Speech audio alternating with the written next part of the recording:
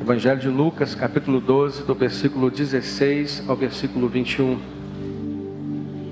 Então lhes contou esta parábola. A terra de certo homem rico produziu muito. Ele pensou consigo mesmo: o que vou fazer? Não tenho onde armazenar a minha colheita. E então disse: já sei o que vou fazer.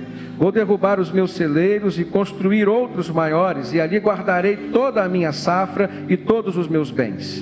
E direi a mim mesmo: você tem grande quantidade de bens armazenados para muitos anos. Descanse, coma, beba e alegre-se. Contudo, Deus lhe disse: insensato, esta mesma noite a sua vida lhe será exigida. E então, quem ficará com o que você preparou? Assim acontece com quem guarda para si riquezas, mas não é rico para com Deus. Amém?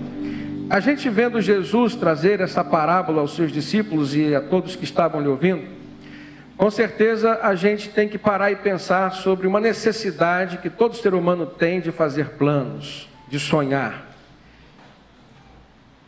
Certa vez eu li um texto em Provérbios, capítulo 19, e dizia assim: muitos são os planos do coração do homem, mas o que prevalece é o propósito do Senhor. E mais adiante, o mesmo autor desse livro de Provérbios disse: o temor do Senhor conduz à vida. Quem o teme pode descansar em paz, ou seja, ficará satisfeito e livre de problemas. Na verdade, eu ouvi este versículo através de uma canção do grupo Logos. Eu ainda era um adolescente e dizia assim: há caminhos que ao homem parece ser bom, mas o seu fim não é o melhor. E enquanto adolescente que era, muitos sonhos estavam ainda na minha mente, muitos desejos, mas aquela canção, aquela música, aquele louvor, pôde trazer a mim um momento de reflexão que me acompanhou e tem me acompanhado durante toda a minha vida. A necessidade de me submeter a Deus, principalmente naquilo que penso, porque o nosso pensar, ele precede o nosso agir. Pessoas que agem sem pensar, na maioria das vezes, vão sucumbir em suas ações. Mas eu tenho aprendido que mais importante do que pensar, do que sonhar, do que planejar, é pensar, sonhar e planejar segundo uma orientação de Deus. Ter sentimentos próprios, mas segundo o coração de Deus, ou os sentimentos que estão no coração de Deus.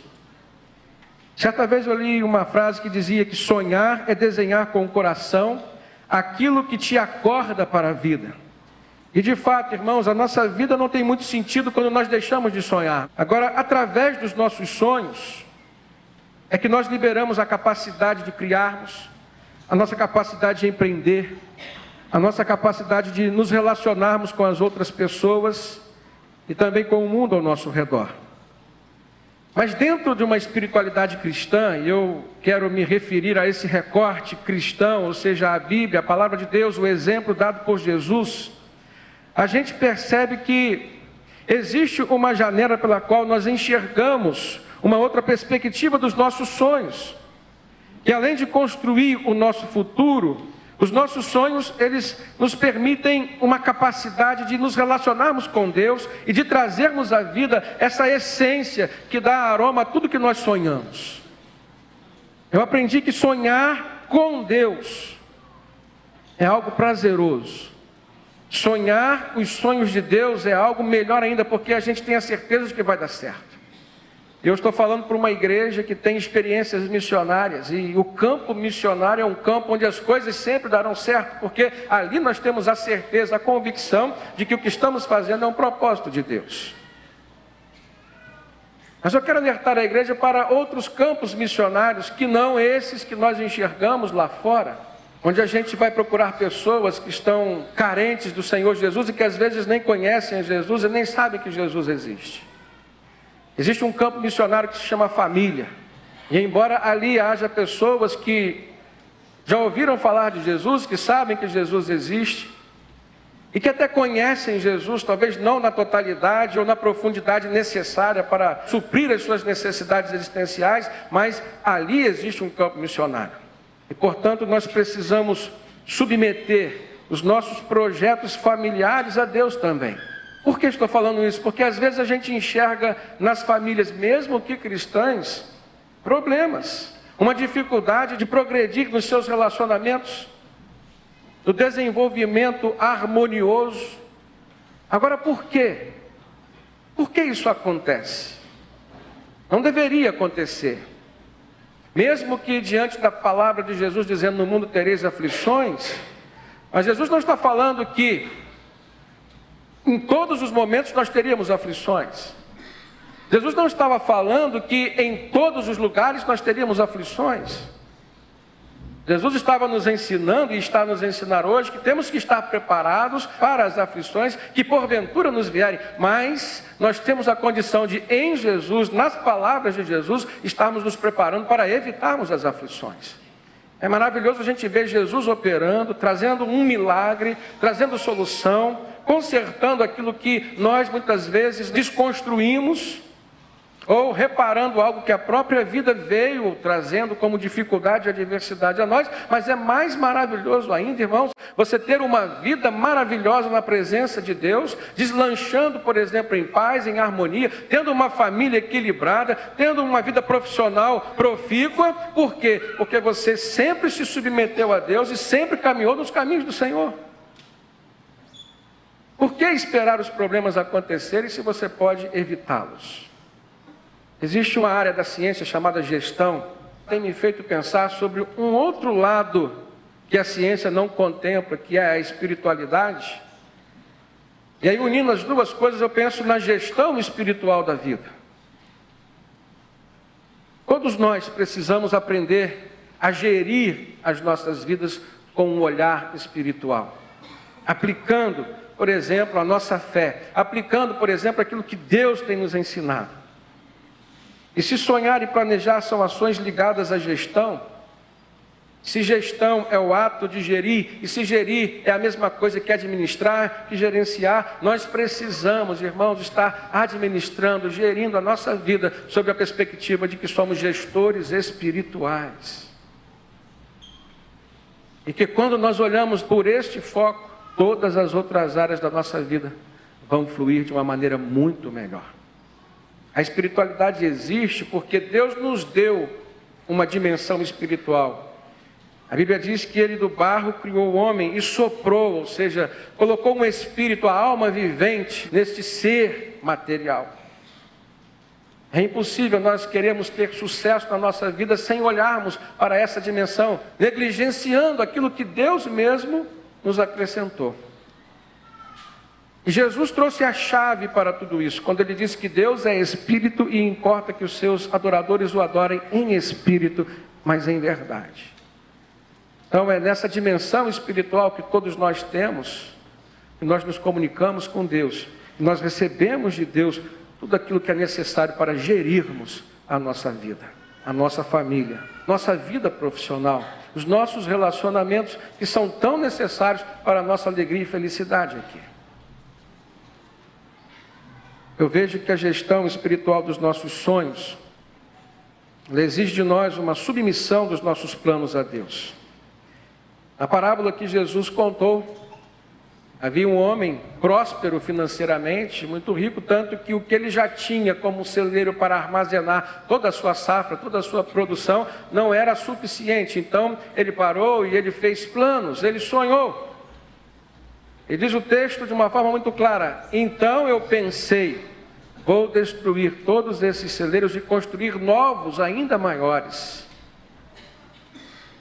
No fim da parábola, aquele homem, gestor de sua vida financeira e muito próspero financeiramente, chegou a uma conclusão dizendo que, uma vez fazendo assim, ele vai poder olhar para aquele grande império construído e dizer: você é uma pessoa feliz, você é uma pessoa realizada, você agora pode se deitar tranquilamente e desfrutar de tudo que você fez. Agora pare e pense se a vida não nos ensina a fazer assim. Se a sociedade, principalmente essa capitalista a qual nós pertencemos, nos leva a sempre sonharmos nessa perspectiva de que a segurança da nossa vida está naquilo que nós construímos de material, ou seja, na quantidade de bens que nós acumulamos. Agora olha o que Jesus traz dentro da espiritualidade cristã como orientação. ele diz que naquela mesma noite, Deus haveria de se apresentar àquele homem, dizendo: insensato. O que isso quer dizer? Que aquele coração sonhador, que aquele homem planejador, gestor, mesmo que de sucesso materialmente, estava sendo diagnosticado por Deus como sendo um homem insensato. E ele dizia: essa noite a sua alma lhe será exigida. E então, quem ficará com tudo isso que você preparou? E o que você apresentará para Deus? E aí Jesus conclui dizendo: assim acontece com quem guarda para si somente riquezas, mas não é rico para com Deus. Pessoas que só desenvolvem a gestão material, mas esquecem de olhar o lado espiritual de suas vidas. Então, queridos, nós precisamos, para sermos bem-sucedidos na gestão da nossa vida, olhar com um olhar mais dedicado, mais observador, mais criterioso, o lado espiritual da nossa vida, esse lado que está sempre a permear todos os momentos que nós vivemos. Então, no livro de Provérbios, no capítulo 19, o versículo 21 diz: muitos são os planos no coração do homem, mas o que prevalece mesmo é o propósito do Senhor. E em Provérbios capítulo 14, versículo 12, diz que há caminhos que ao homem parece ser bom, mas o fim deles é morte. Uma outra coisa que eu percebo nesse texto é que a gestão espiritual dos nossos sonhos, dos nossos projetos, ela requer de nós uma espera da resposta que Deus nos dará. Tão importante quanto orar e submeter a Deus aquilo que nós estamos planejando, e buscarmos uma direção de Deus para se vamos continuar nesse planejamento ou não, ou ainda, como vamos desenvolver esse planejamento de nossa vida. Tão importante quanto fazer isso é você saber aguardar e esperar a resposta do Senhor. No Salmo 37, versículo 5, há um texto que diz: entrega o teu caminho ao Senhor, confia nele e o mais ele fará. Fará sobressair a tua justiça como a luz e o teu direito como o sol ao meio-dia. Descansa no Senhor e espera nele. Não há como descansar no Senhor sem esperar nele, sem desenvolver uma paciência que é peculiar a quem tem fé. Planejar é importante, irmãos, mas antes de planejarmos, a submissão dos nossos sonhos é fundamental. E depois da submissão dos nossos sonhos, nós precisamos sonhar com Deus, planejar com Deus e aguardar aquilo que Ele tem para nos dizer. Eu vejo no exemplo de Moisés, um dos maiores gestores que a Bíblia nos mostra, depois de Jesus, é claro. Num dos momentos mais tensos de sua vida, quando estava governando, liderando aquele povo de Israel, saindo do cativeiro do Egito, em direção a uma terra prometida, num ambiente árido como o deserto, debaixo de um sol causticante, onde ninguém raciocina direito, onde ninguém tem paciência, Moisés conseguiu liderar aquele povo, conseguiu ser um grande gestor daquele povo. Mas houve um momento na vida dele que me marcou muito, porque ele ora a Deus e diz assim: Senhor, se tu não fores conosco, eu prefiro não sair de onde eu estou. Isso não é só submissão, isso é dependência total, é reconhecimento de que não há nenhum projeto para a nossa vida que vale a pena sem a presença de Deus, desde a sua concepção até a sua realização. Será que você tem sido um gestor espiritual da sua profissão, da sua família?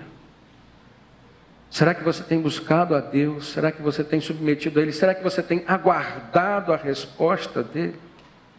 Se o primeiro desafio é submissão a Deus, submetermos a Ele os nossos sonhos, Se o segundo desafio é aguardarmos a resposta dele, esperando com paciência nele, o salmista diz, Salmo 40, esperei com paciência no Senhor, e ele se inclinou para mim e ouviu o meu clamor. Há um outro quesito, no que diz respeito à gestão espiritual, que é uma vez nós esperando e recebendo esta resposta de Deus, é estarmos preparados para aceitarmos a resposta que Deus vai nos dar. Agora pare e pense comigo, quando a coisa mais difícil na vida do crente é quando ele ora, pedindo alguma coisa para Deus e ele tem um discernimento claro da resposta negativa do Senhor. Isso é difícil ou não é? Ah, Senhor, eu gostaria de ter isso, de ter aquilo, gostaria de fazer tal curso, gostaria de conquistar tal título, e a resposta de Deus é não. Parece que Deus está nos frustrando naquilo que nós estamos sonhando. E a visão humana é muitas vezes forçar aquela porta que Deus está fechando para nós.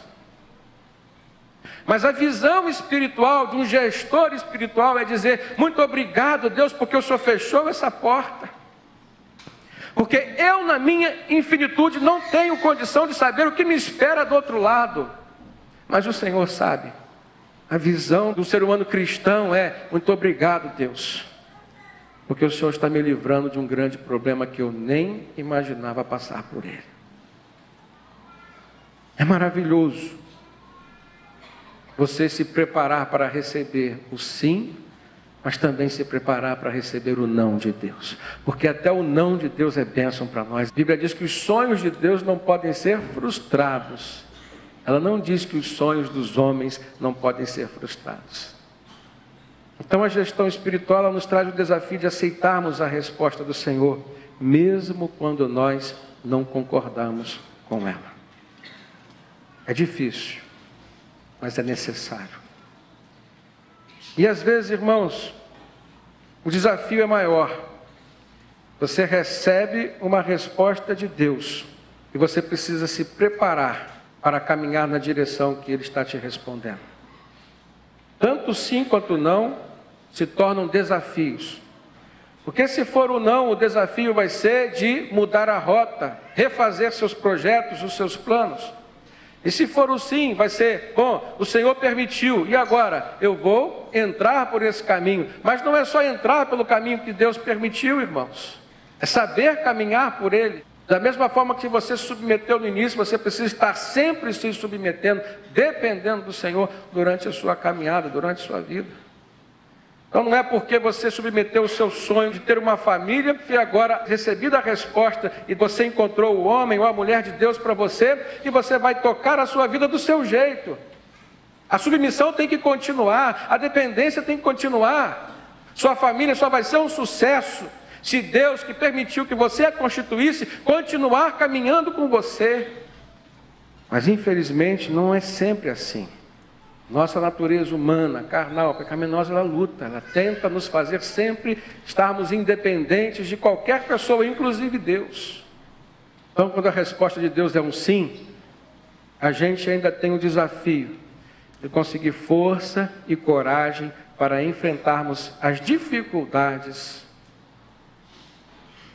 E esse caminho apontado por Deus vai nos apresentar. Esse é um outro paradigma importante.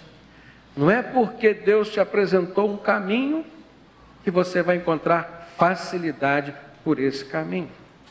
Aliás, Jesus falou, porfiai por entrar pela porta estreita, porque larga é o caminho que conduz à perdição. O caminho que Jesus tem para nos apresentar, normalmente ele é estreito, ele é apertado, ele é difícil.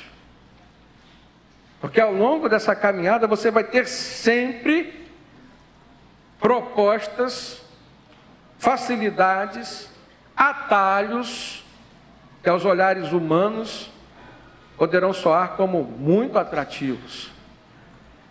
Mas você que entrou por um caminho de Deus, apontado por Deus, aberto por Deus, você precisa ter a resiliência para continuar nele, sem ceder a nenhum tipo de tentação ou de proposta de facilidade que não esteja coerente com aquilo que é princípio do Senhor.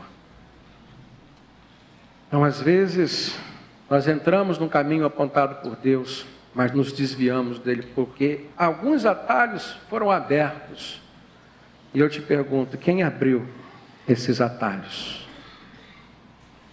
Se você tem a participação ou a possibilidade de ver Deus participando dos seus sonhos, dos seus projetos, da gestão da sua vida, com certeza você terá a possibilidade de ver Satanás, cujo nome significa o adversário, lutando contra você, mas disfarçado de um ajudante teu. E quando os nossos olhos não são espirituais, nós não conseguimos discernir se o que está abrindo uma porta para nós é Deus ou é o diabo. Percebe? Existe um quê de participação nossa nisso? Então a gestão espiritual traz o desafio de ouvirmos, de esperarmos, mas também de aceitarmos a resposta, mesmo sem nós concordarmos com ela. O caminho apontado por Deus sempre será o melhor, mas não significa que sempre será o mais fácil.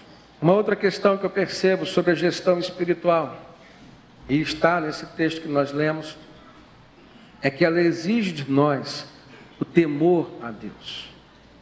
E eu tenho percebido, irmãos, que a sociedade nossa tem passado por uma crise muito grande. E essa crise está aí perdurando porque eu vejo uma falta de temor a Deus muito grande por parte dos nossos gestores. Temor a Deus. Você precisa gerir a sua família com temor a Deus. Você precisa gerir a tua vida com temor a Deus. O que faz um homem se desviar do caminho do Senhor, nem sempre é só a sua natureza humana, pecaminosa, carnal. Mas às vezes é a falta de temor ao Senhor também. Eu preciso respeitar Deus, mas eu preciso temê-lo. Porque haverá momentos na minha vida em que eu não conseguirei encontrar, talvez, uma razão humana, social, cultural, para não fazer aquilo que o meu coração está me impelindo a fazer, mas eu vou encontrar nos princípios de Deus, na minha relação com Ele, uma razão para não fazer. E a Bíblia diz, o temor do Senhor é o princípio da sabedoria. Justamente porque quando a gente não consegue compreender, quando a gente não consegue concordar, o fator que vai nos livrar se chama medo. Temor e medo são coisas parecidas, não são iguais. O temor, ele é um medo associado ao respeito. O temor é o medo, por exemplo, de desobedecer, de transgredir um princípio, de ferir uma regra. Então o medo às vezes é ruim, mas o medo, quando está dentro de uma compreensão maior do que é temor, ele é benéfico para a vida do ser humano.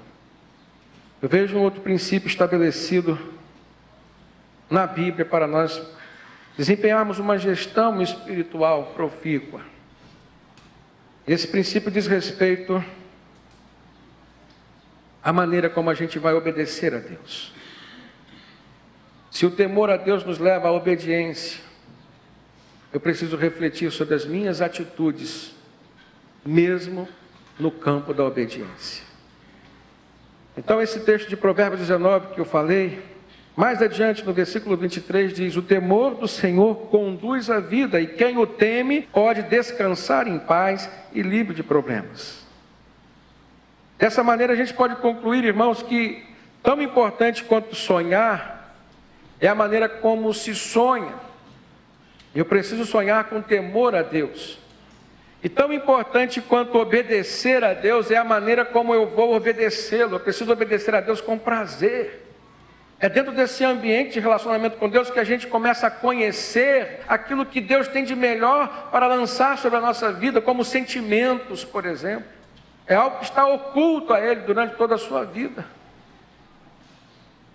E esses sentimentos normalmente se traduzem por prazer no viver. Não pense que a vida do cristão é uma vida de dizer não. Ao longo da minha infância, quando eu lidava com alguns colegas de escola, adolescência também, a gente enfrentava aquela dificuldade, né? Ser crente é dizer não para tudo. Se a gente olhar os 10 mandamentos, a gente vai ver uma sequência de nãos. Mas desses mesmos mandamentos, a gente vê um deles maravilhoso que abre um leque de possibilidades, de coisas positivas para a nossa vida. Como amarás ao Senhor teu Deus sobre todas as coisas, de todo o teu coração, de toda a tua alma. Quando você ama a Deus dessa maneira, quando você obedece a Deus dessa maneira, você não está preso, irmãos, às negativas que estão nas respostas ou aos acenos positivos que Deus vai nos dar. A gente está preso ao relacionamento, não importa se virá um sim ou se virá um não, importa que Deus estará comigo. A gente vê tanta gente planejando ter uma família e depois a família se torna uma tristeza para ela. Mas como? Se família é projeto de Deus, porque você não tem deixado Jesus participar da gestão da sua família. Há tanta gente que estudou muito, investiu na sua carreira profissional, se qualificou, fez diversos cursos e não tem alegria, ainda continua com um vazio existencial e ela precisa estar sempre fazendo alguma coisa porque ela não preenche. Não estou dizendo que todas as pessoas que fazem isso fazem porque tem um vazio. Mas existe uma grande camada de pessoas que estão sempre a procurar algo a mais, porque o vazio não foi preenchido. E é um contínuo sem fim. É a única resposta que eu encontro, é porque Deus não participou em nenhum desses degraus que ela galgou na sua carreira profissional. Você não consegue contentamento. Eu preciso gerir a minha vida em todos os sentidos, dando prioridade ao campo espiritual, à dimensão espiritual que Deus criou e acrescentou a mim. Então, o temor a Deus me ajuda. E esse texto que nós lemos, em Provérbios 19, 23, diz que, além de me conduzir à vida, o temor me faz descansar em paz e livre de problemas. Você tem mantido esse temor a Deus? Ou você já tem partido para algumas ações dizendo, Senhor, aqui eu já domino, não precisa do Senhor aqui não. Eu já sei o que vou fazer. Quando o ser humano se comporta assim, é prenúncio de derrota. No fundo, ele está desenvolvendo uma soberba que espiritualmente é danosa para a sua vida. A Bíblia diz que Deus rejeita os soberbos, mas concede graça aos humildes. A Bíblia diz que a soberba precede a ruína, a queda, a derrota. E foi assim na vida de muitos personagens bíblicos. E falando em personagens bíblicos, eu quero trazer para os irmãos alguns exemplos de gente que demonstrou ter temor a Deus, de gente que o temor do Senhor levou-os a agir, fazendo coisas maravilhosas na sua vida e através da sua vida na vida dos outros. A gente pode olhar para Jó. Jó é um exemplo de um gestor espiritual diante das perdas que ele passou. E continuou a ser o Jó que era fiel a Deus, e Deus o honrou. Jó perdeu tudo o que tinha, irmãos. Tinha uma família linda, e de repente ele se viu pobre financeiramente, de repente ele se viu sem seus filhos. Aquilo que seria toda a perspectiva de um cuidado para a sua velhice. Mas Jó permaneceu fiel a Deus. Então, ele foi um grande gestor espiritual diante das perdas que ele sofreu. E nenhum de nós aqui está imune a passar por perdas. Um outro exemplo que eu vejo, José, lá no Egito. Um gestor espiritual das suas emoções. Foi alguém que desde a sua infância sofreu dentro do seu próprio lar. José então é vendido pelos seus irmãos. O fato de ter sido vendido já foi um gesto de misericórdia de alguns deles, porque a maioria queria matá-lo. Mas ele nunca deixou de crer numa visão que Deus havia lhe dado, ainda adolescente. E ele sempre soube suportar as emoções, tanto no que diz respeito, por exemplo, à decepção familiar. As pessoas que mais deveriam amá-lo estavam odiando. As pessoas a quem ele mais amava estavam querendo o seu mal. Ele experimentou a traição, mas José nunca desanimou com a vida, irmãos. Aí ele vai para o Egito, é vendido como servo na casa de Potifar, e ali ele prospera, porque era um homem de Deus, e no que ele se propunha a fazer, Deus estava presente, e aí ele é posto em xeque, preste atenção, na casa de Potifar, no seu ambiente profissional, trazendo para os dias de hoje, prosperando. Quem prospera alcança proeminência, quem prospera alcança destaque. E se existe promessa de prosperidade para o homem de Deus, para a mulher de Deus, naquilo que ele faz, está lá no Salmo 1, isso é bíblico. Também vai existir a proeminência, o destaque. E quando você está em proeminência, em destaque, o que acontece? Quem está na vitrine está sujeito a receber elogios, mas também a receber pedradas. E lá no seu ambiente profissional, ele recebe um assédio sexual. Mexeu com as suas emoções? Dificilmente, irmãos, um assédio não mexe com as emoções. Tanto no sentido da reação positiva quanto negativa.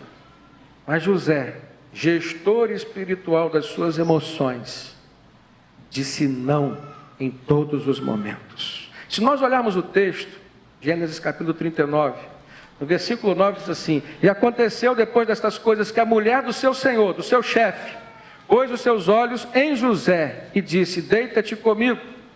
Porém ele recusou e disse à mulher do seu senhor: eis que o meu senhor não sabe do que há em casa comigo, e entregou em minha mão tudo o que tem.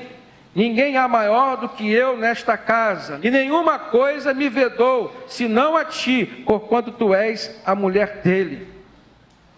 Como, pois, faria eu tamanha maldade com o meu senhor, Potifar? E ele diz: e pecaria contra o meu Deus. José tinha caráter, relacionamento com os homens, mas José tinha temor, relacionamento com Deus. E o que livrou José foi o seu temor a Deus. Porque a calúnia aconteceu, a mulher falou contra ele, vingou, ele foi para a cadeia, mas Deus virou a página na vida de José. Ele continuou fiel a Deus, temente a Deus, gestor das suas emoções, se tornou governador do Egito. E o fato de ter virado o governador do Egito, o segundo nome do Egito, mexe com as emoções de qualquer um. Ele ainda continuou sendo gestor das suas emoções. Perdoou seus irmãos. As nossas emoções estão debaixo das nossas relações espirituais com Deus. O nosso emocional está subjugado ao nosso espiritual. Se José não tivesse permanecido no temor do Senhor, nos caminhos do Senhor, ele não chegaria aonde chegou e não agiria como agiu. José se tornou uma referência na história dos judeus, sombra, tipologia de Jesus. O bom gestor espiritual precisa gerir as suas emoções. Um outro exemplo que eu vejo, irmãos, está em Obadias, um exemplo de gestão espiritual dos recursos humanos. Lá no primeiro livro dos Reis, capítulo 18, diz que o rei, que era Acabe, convocou Obadias, que era o responsável pelo seu palácio, homem que temia muito ao Senhor. O texto diz que Obadias temia muito a Deus. E enquanto Jezabel, que era a rainha, estava eliminando os profetas de Deus, Obadias então reuniu 100 profetas de Deus, os escondeu em 2 cavernas e supriu as necessidades de cada um deles durante o tempo que foi necessário. Está lá no texto. Por que ele foi exemplo de um gestor de recursos humanos? Profetas eram pessoas, eram gente. Um gestor de recursos humanos precisa olhar para a gente. Ele é aquela pessoa que dentro da empresa não está olhando para lucro, nem prejuízo, não está olhando para números, não está olhando para a produção. Ele está olhando para as pessoas que estão ali. O maior patrimônio de uma empresa são as pessoas. Jesus, quando pensou, planejou, sonhou igreja, ele não pensou em paredes, em teto, em piso, em banco, em nada disso. Ele pensou em pessoas. Por que Obadias foi um exemplo de gestor de recursos humanos na área espiritual? Porque ele viu que eram homens de Deus, que estavam cumprindo um propósito de Deus, num tempo difícil, e estava sob suas mãos uma possibilidade de fazer alguma coisa que pudesse manter os planos de Deus acontecendo ali em Israel. Então ele se apresentou para fazer. O grande problema hoje, irmãos, é que a gente não se apresenta. A gente foge, a gente não quer encarar o problema. E assim a gente também perde as oportunidades de ver Deus agindo na nossa vida. E quando você abençoa alguém, você cresce com aquilo. Por isso que quem vai às viagens missionárias, quem desenvolve missão, diz: eu voltei, eu fui pensando que eu ia ajudar e na verdade quem foi abençoado fui eu. É natural isso na vida de quem lida com pessoas. Eu olho, por exemplo, de Neemias, irmãos, e aí eu vejo um gestor espiritual na política. Neemias, no capítulo 5, a gente vai ver a história de um homem de Deus, que trabalhou no cenário político de reconstrução de uma nação, a nação de Judá, a nação de Deus, o povo de Deus. E a maneira como ele agiu, não dá para falar tudo aqui sobre Neemias, mas eu vou citar só um detalhe. Por que ele foi um exemplo de gestor espiritual na política? Neemias capítulo 5, versículo 15 e 16, vale a pena você marcar isso na sua Bíblia. Todos os outros governantes que passaram por ali, nunca olharam para o povo, e sempre olharam para as suas necessidades, projetos pessoais, e o povo sempre ficava em último plano. Mas olha como que esse gestor espiritual na política agiu. Neemias 5,15 diz: mas os governantes anteriores, aqueles que me precederam, puseram um peso sobre o povo e tomaram deles 480 gramas de prata, além de comida e vinho, ou seja, só arrochavam os impostos. Até os seus auxiliares oprimiam o povo. Mas, por temer a Deus, eu não agi dessa maneira, disse Neemias. Ao contrário, eu mesmo me dediquei ao trabalho na reconstrução desse muro. Ele foi um gestor que se incluía. Ele foi um gestor que entendia que se algo era bom para o povo, era bom para ele também. Ele abre mão muitas vezes daquilo que seria um privilégio para si, em prol do benefício da sua causa. E você pode aplicar isso em todas as áreas da sua vida. Você não está num lugar superior à causa na qual você está inserido. Se a família é uma causa de Deus para você, você não é superior à sua família. Se esta igreja, por exemplo, é causa de Deus para você, você não é superior a esta igreja. Será que você tem pensado assim? Lá na minha área profissional, eu lido com pessoas que muitas vezes não compreendem o que a gente vive aqui. E as pessoas normalmente dizem assim: lá na sua igreja. Eu falei assim: minha igreja não, a igreja a qual eu pertenço. Existe uma causa na minha vida, que é a igreja, na qual eu estou inserido.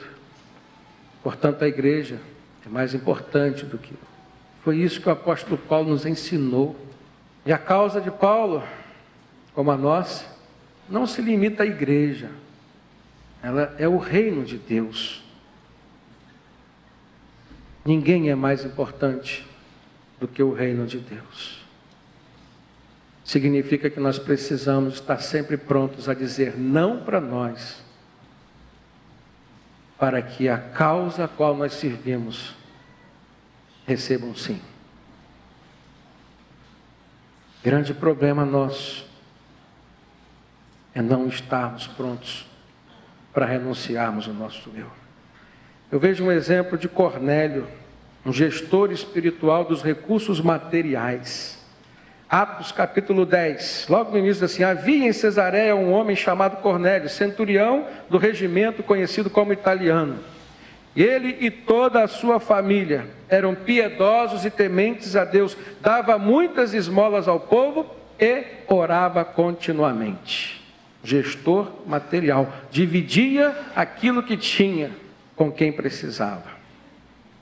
E a história de Cornélio é maravilhosa, irmãos, porque Deus arquitetou um plano para fazer o apóstolo Pedro ir até a casa de Cornélio, dizer para Cornélio o que faltava para a sua salvação, porque dar esmolas, fazer boas obras, não é suficiente para salvar ninguém. Quem salva é Jesus. E só Jesus, irmãos.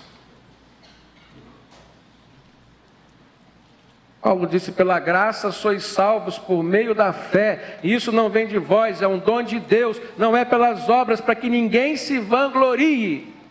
Dar esmolas pode levar você a se achar justo, fazer boas obras pode levar você a se achar alguém perdoado pelos seus pecados diante de Deus. A Bíblia não fala isso.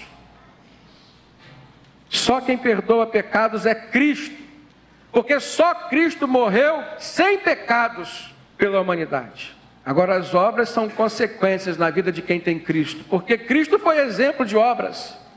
Ninguém fez mais obras do que Cristo, e fez discípulos, e enquanto discípulos nós temos que continuar fazendo o que Ele fez aqui entre nós. Se existe fé, e pela graça de Jesus, associada à graça de Jesus, nos leva à salvação, essa fé precisa levar você a fazer obras. Cornélio fazia obras, mas não tinha fé, não conhecia Jesus. Então Deus fez Pedro ter uma visão, um sonho, dizendo, olha, vai aparecer alguém aqui, 2 homens vão chegar até você, vão te levar para uma casa onde você não sabe quem está lá, mas você vai, porque aquela pessoa, mesmo não sendo judeu, mesmo não estando debaixo das promessas de Abraão, ele é digno de receber a minha palavra, evangelize-o. E aí Pedro chegou lá, pregou a palavra para Cornélio e sua família, e todos se converteram a Cristo, e a salvação chegou naquela casa. Queridos, é maravilhoso a gente viver essa vida da forma como Deus pensou e planejou para nós. Eu encerro essa palavra te convidando a passar a partir de hoje, se você ainda não começou a agir assim, como um gestor espiritual da sua vida e de tudo aquilo que está ligado à sua vida. Gestor espiritual da sua família, gestor espiritual da sua vida profissional, seja da sua empresa, seja do seu trabalho, onde você é um funcionário. Gestor espiritual das suas emoções. Gestor espiritual dos recursos humanos e dos recursos materiais que Deus acrescentou a você. Se você assim o fizer, eu tenho certeza que você experimentará grandes milagres que Deus já pensou e planejou para você. E você tenha coragem, como um gestor espiritual precisa ter, para encarar os desafios e os problemas, as aflições que poderão surgir. Porque Deus não prometeu, irmãos, um caminho fácil. Ele prometeu o caminho certo. Deus não prometeu facilidades, mas Ele prometeu estar conosco diante de todas as dificuldades. E mais, prometeu nos dar sempre a vitória. Amém?